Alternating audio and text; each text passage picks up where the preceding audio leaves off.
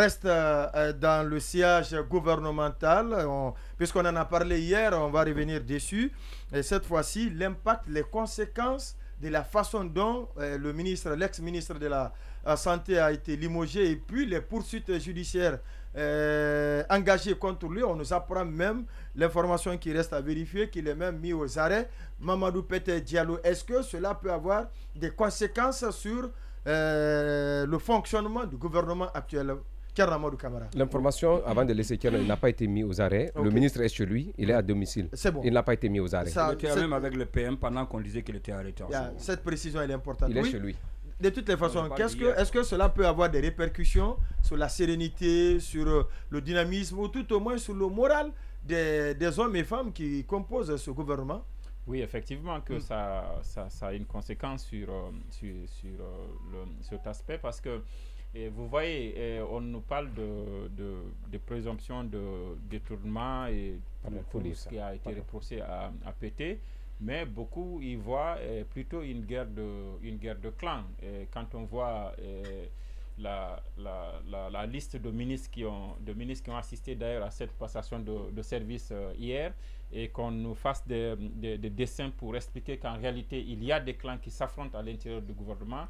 Quand un des clans est tombé, justement, je pense que ça peut avoir un impact sur la sérénité. Parce que là, ce qui est apparent, c'est qu'on nous dit, c'est qu'il est reproché à péter beaucoup de problèmes qu'on peut retrouver dans les injonctions données par le ministre Sarvret, mais en réalité, derrière, nous savons que se joue aussi une guerre de clans. Et vous voyez bien qu'à ce niveau-là, ça donne l'impression qu'il y a un camp qui est tombé. Et qu'est-ce que l'autre, qu'est-ce que ce camp qui a perdu donc un de ces éléments entre guillemets peut avoir comme surprise pour l'autre camp. Vous voyez que tout ça arrive dans un contexte où on a entretenu parce qu'en réalité il y a une sorte de lassitude. Depuis très longtemps on entend parler de remaniement qui ne vient pas et tout ça et je pense qu'aujourd'hui on a fait en sorte que de jeunes ministres qui au début n'étaient pas forcément tout de suite destinés à des fonctions comme ça. Moi j'ai encore en image quand vous avez eu le Premier ministre pour l'ouverture de votre dernière saison, son interview, je le voyais aborder les questions comme un novice en tant que Premier ministre, des gens qui ont goûté à la gestion de la chose publique, qui sont venus avec beaucoup d'engouement, avec beaucoup parfois de technicité, même s'ils ne maîtrisaient pas le dossier. Et c'était vraiment des gens qui pouvaient apporter des choses de façon technique. Mais aujourd'hui, on n'en a fait que des politiciens. Donc aujourd'hui, dans le travail gouvernemental, on fait plus de 60% de politique pour marquer les esprits, pour pouvoir être reconduit, parce que chacun entend parler de cette fameuse de ce fameux remaniement qui arrive. Et donc ça empêche le travail en réalité. Et il n'y a que le président qui a entretenu cela. Je pense que ce qui s'est passé hier dans ce limogeage-là n'est que l'illustration de cette guerre de clans qui existe à l'intérieur et devrait interpeller le président pour qu'il prenne ses dispositions, qu'il prenne des décisions fortes. Des décisions fortes, je ne dis pas de renvoyer X ou Y, mais c'est de se voir au sein de son gouvernement. Ça doit aller au-delà. C'est de voir au sein de son gouvernement. Est-ce qu'il faut insuffler un sang neuf?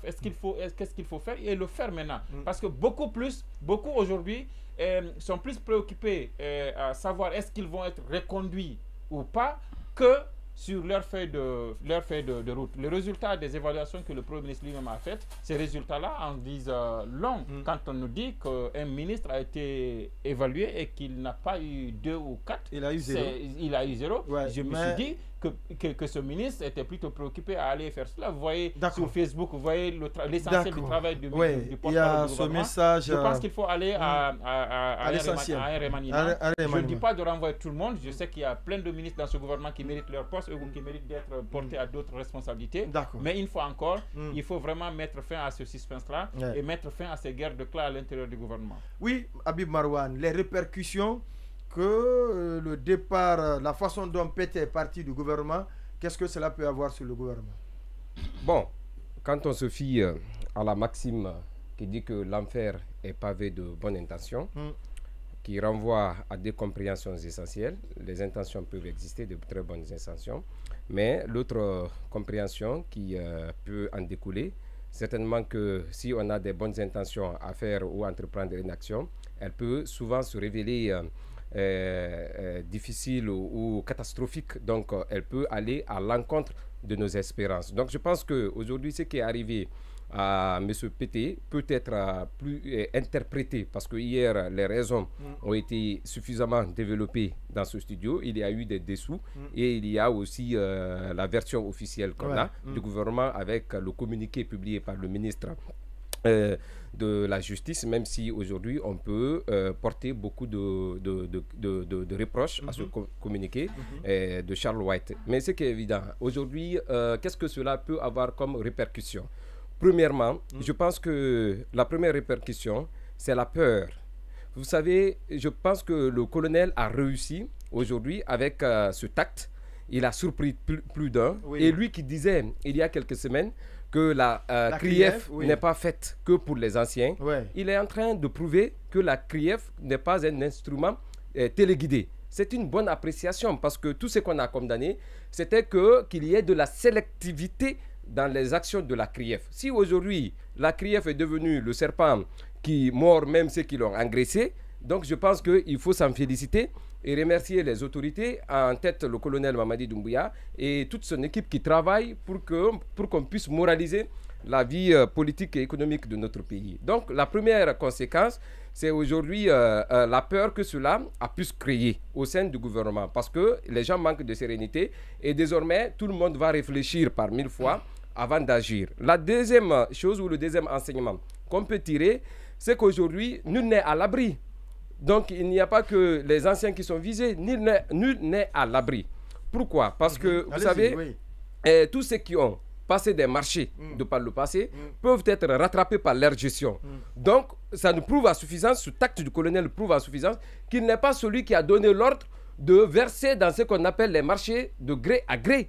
Donc aujourd'hui, si les faits sont avérés, il va quand même les poursuivre. On a vu le premier cas, donc nul n'est à l'abri. Et troisième, certainement conséquence de cela, c'est que désormais, le colonel, il sera, tout le monde aura davantage peur de lui.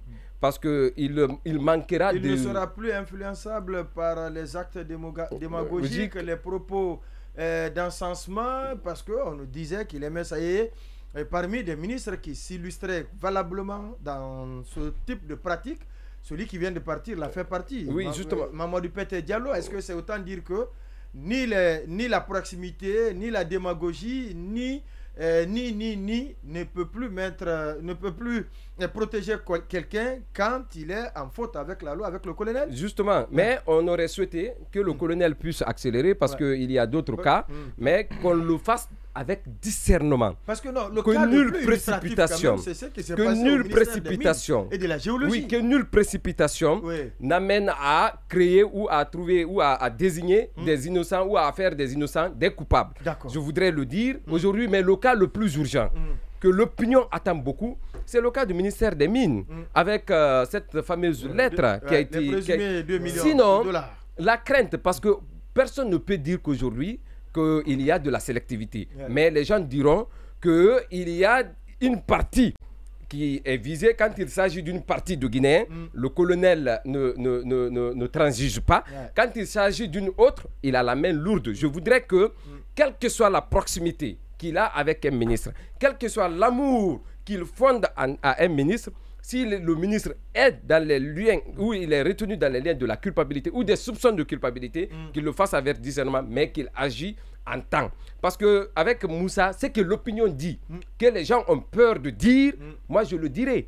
Parce que je sais que ce n'est pas l'intention du colonel. Le colonel veut bien faire. Mais les gens pensent que c'est la parole du bas peuple. On dira que non, pourquoi il a ramené. On dit qu'il y a eu 2 peuples qui ont été visés par une plainte. Et déjà, il y a eu, comment il s'appelle, Yayaso, qui est parti. Il y a Pété qui est parti. Mais puisque Magasuba est de la Haute-Guinée, on n'agit pas contre lui. Ce n'est pas certainement la volonté du colonel, mais je voudrais qu'il acte le pas. Si Moussa est responsable, Moussa Magasuba, il est fautif, qu'il le limoge pour ne pas donner l'impression à l'opinion qu'il protège les uns pour leurs liens de proximité et qu'il jette les autres pour juste certainement donner du vernis à l'action qu'il est en train de faire. C'est l'opinion de tout le monde aujourd'hui dans la grande opinion, mais moi je pense et je présume que le colonel est certainement loin de penser comme l'opinion le pense aujourd'hui et qu'il va continuer de surprendre comme il l'a fait avec le KPT, qu'il ne s'arrêtera pas simplement à ce seul cas, qu'il va élargir l'éventail à tous ceux qui aujourd'hui sont dans les soupçons de prévarication. Alors, je pense que les querelles de clans à l'intérieur des gouvernements, ça a existé, ça existera toujours. Et je veux dire par exemple que c'est pas... Je veux dire que, donc pour moi, naturellement, il y a des clans à l'intérieur du gouvernement. On peut penser que un des clans l'a emporté momentanément. Mais pour moi, ce qui est peut-être un des enseignements, c'est la capacité peut-être du Premier ministre à rebondir. C'est-à-dire, tantôt le Premier ministre, dans sa gestion du gouvernement, on a l'impression de temps en temps qu'il est dans le creux de la vague, il est dans un trou. Voilà, il est surplombé par un certain nombre de ministres. Mais si vous prenez autour de l'évaluation à mi-parcours du mois de juillet, il avait réussi à asseoir une certaine autorité sur le gouvernement. Et on dit que, quels que soient les reproches qui sont faits à Dr Mamadou Paté, le désormais ancien ministre de la Santé. Pété. En réalité, c'est Paté. Oui, c'est pas grave. Non, c'est Pété. Non, c'est pas en réalité. Continuons, c'est bon. Continuons. Allez-y, on va avancer. Non, je dis, quels que soient les reproches qui lui sont faits, son départ est en partie lié au Premier ministre, notamment des divergences de vues, une perception d'insubordination qu'il avait à l'égard de ce ministre. Alors, quand un limogeage intervient comme ça, limogeage d'un ministre qui était plutôt en litige, dont les relations étaient difficiles avec le Premier ministre, c'est l'autorité du Premier ministre qui se trouve renforcée dans la perception. Je me dis que désormais, beaucoup d'entre eux vont y aller doucement à l'égard du Premier ministre. Parce que il est vrai qu'il y en a quoi qu'on fasse, eux, ils ont le sentiment, ils sont forts du lien qu'ils ont avec le palais. Mais je pense que plus d'un, il y a des gens qui vont en tout cas réfléchir à deux fois avant d'engager le bras de fer. Par contre, l'idée de dire que ce qui vient de se passer sonne le réveil du colonel Doumbouya ou que c'est le reflet de la lutte contre la corruption, moi j'ai envie de dire que l'hirondelle ne fait pas le printemps. Et nous sommes là depuis 2 ans. Je ne sais pas combien de scandales dont nous nous sommes fait l'écho au gré de nos émissions. Si en plus de 2 ans... Mais l'hirondelle annonce le printemps. Oui, non mais... Une hirondelle ne fait pas le printemps, mais l'hirondelle annonce le printemps. Oui, il va terminer. Je finis. Ouais. Je prends par exemple Yaya Sow, il a été limogé, ça a été à un moment donné dépeint comme le symbole de la lutte contre la corruption. Nous savons ce que la justice en a dit. Et aujourd'hui, on est en train de commenter un événement dont on ne connaît pas l'issue. C'est-à-dire plutôt ce qu'on nous sert sur la place publique. Donc, il faut se demander, est-ce que le colonel Mamadi Doumbouya ne s'est pas une nouvelle fois laissé manipuler dans ce truc-là? Parce qu'on l'a tous dit hier, ce n'est pas dans l'absolu. Si Dr Mamadou Pété est responsable de ce dont on l'accuse, qu'il en subisse les rigueurs de la loi. Mais je dis que si on était dans la logique de lutter contre la corruption, non, honnêtement, ça n'aurait pas dû commencer par lui. Ça n'aurait pas dû commencer par lui. Voilà. Donc, et ça, tout le monde est unanime dessus. C'est simplement, lui, il a eu le malheur d'hériter du fouet du président de la transition. Moi, je dis qu'il va falloir attendre 3 mois, 4 mois, peut-être 1 an encore. Peut-être que pour que quelqu'un d'autre amène le colonel à pousser une telle colère et peut-être à prendre une telle décision. Ce n'est pas de cette façon-là qu'on réussira à lutter contre la corruption. Il faut agir de manière indistincte. C'est pas parce que c'est tel, ce n'est pas parce que c'est tel autre. Ce n'est pas parce que tel a un soutien, tel ne l'a pas non plus. Non, il faut plutôt juger et comme il le disait, dès que la clameur publique évoque quand même avec des indices sérieux, il faut à la limite pas nécessairement limoger les gens, mais discrètement mener des investigations, peut-être envoyer un audit. Une fois que les faits sont suffisamment établis, vous prenez une décision. Parce que sinon, si vous prenez une décision à la hâte parce que vous êtes bien manipulé autour de vous, à la limite, vous risquez de le regretter parce que vous risquez de faire du tort à quelqu'un qui ne le méritait pas nécessairement. Amadou Traoré. Oui, au fait, je pense que le colonel doit tirer toutes les conséquences de que sa volonté d'abord de lutter contre la corruption. La volonté seule déjà ne peut pas suffire. Et il faut qu'il y ait une politique cohérente en la matière. Et il faut aussi tirer les leçons des 2 ans de lutte contre la corruption, puisque la lutte contre la corruption a été annoncée dès le départ. Par exemple, quand je pense à l'effet dissuasif qu'évoquait Marwan, c'était très intéressant, l'effet dissuasif sur éventuellement les ministres qui vont maintenant faire attention à ne pas voler parce qu'on aurait pris. C'est ce que je me disais au lendemain de la mise en place de la CRIEF. C'était parfaitement mon argumentaire et mon espoir. C'était de dire que cette mise en place allait vraiment dissuader que ce soit les ministres, mais aussi les hauts cadres en général. Mais on a vu quand même à travers plusieurs exemples, y compris ceux qui ont été médiatisés, malgré la CRIEF, on a entendu à travers l'audio Gate, même si finalement le ministre n'est pas mis en cause, mais on parlait réellement de se partager des marchés. Et ça, c'était quand même révélateur d'une pratique qui continuait. D'ailleurs, je pense que, je ne sais pas si tous ont été blanchis dans le dossier. Je sais pour le ministre, il faudrait, je pose la question, pour les autres, si finalement, parce que d'autres avaient été même mis en détention entre-temps. Donc, je me pose effectivement la question sur l'efficacité, le fait que juste ce limogeage-là ne va pas forcément, si c'est un limogeage, comme l'a dit Sanso, comme ça, isolé, ça ne va pas avoir d'effet dissuasif sur les gens. Parce que les gens vont se dire justement finalement, est-ce que c'est parce qu'il était... Non, est-ce que c'est parce qu'il faisait de la corruption qu'il a été limogé? S'ils viennent à la conclusion que non, c'est à cause d'autres raisons, finalement, ça ne va pas les empêcher d'éventuellement continuer. Donc, je pense aussi que, effectivement, comme je l'ai dit hier, je ne vais pas me répéter, mais la présomption d'innocence, je le répète encore, voilà un concept qui doit être de mise, et il ne suffit pas de balancer aujourd'hui dans une page et demie, de balancer des faits, des qualificatifs, des faits, pour dire que quelqu'un est coupable. Ça, il faut qu'on sorte de ça.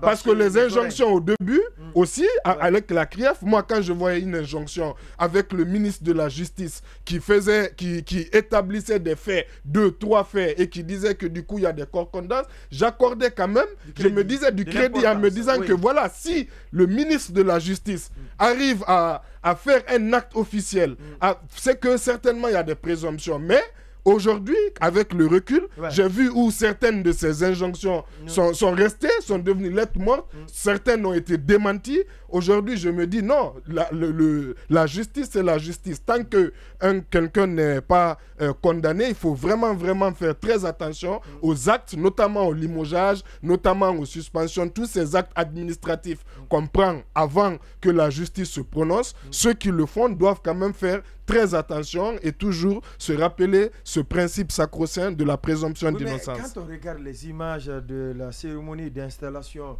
de remplaçant de PT, M. Djoueba, qui était jusque-là aussi directeur national de la pharmacie et du médicament, Ndoye Cheikh Sadibou, on voit la présence du Premier ministre, on voit également la présence du ministre secrétaire général à la présidence, porte-parole même de la même présidence, le général Amara Kamara. Ça interpelle. Oui, ça sonnait le triomphe. Voilà, ça sonnait le triomphe. Qu'est-ce que cela veut nous dire?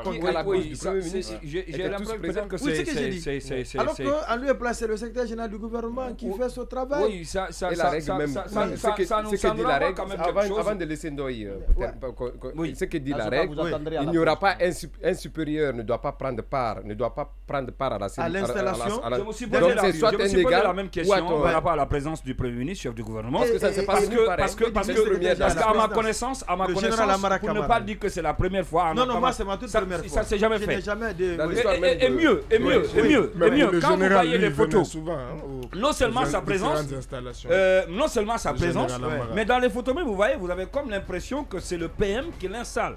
Et d'habitude, en tout cas, les photos que moi j'ai vues, je ne sais pas si ça a été le cas ou pas, parce que j'étais pas là-bas. Non, c'est les images mais justement, les images. Vous avez l'impression que c'est le PM qui l'installe, alors que quand il est question de prise de fonction, de passation de service.